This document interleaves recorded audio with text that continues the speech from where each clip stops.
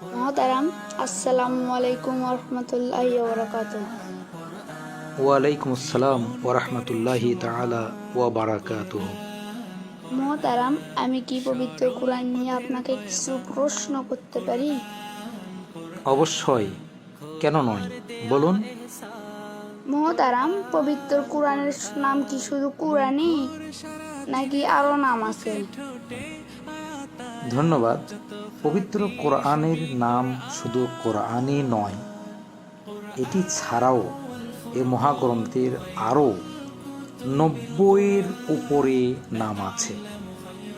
সুতরাং পবিত্র কোরআনই কোরআন মজিদের নাম নয়, এছাড়াও আরও গুণবাচক প্রায় 99টি নাম রয়েছে।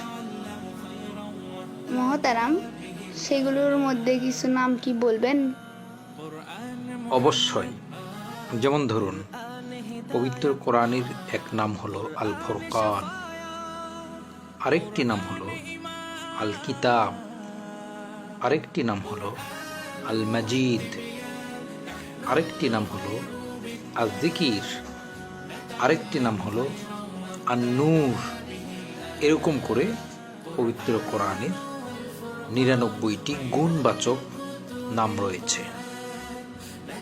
মহতারাম, আমি কি আরেকটি বিষয় জানতে পারি? অবশ্যই, বলুন। মহতারাম, পবিত্র কোরআনকে কেন কোরআন বলা হয়? প্রশ্নটির জন্য আপনাকে ধন্যবাদ।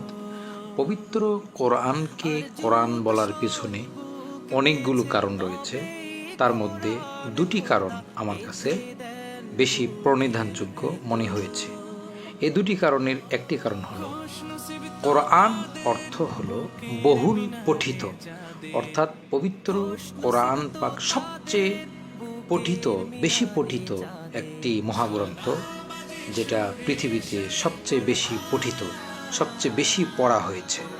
এই জন্য পবিত্র কোরআনকে কোরআন বলা হয়েছে।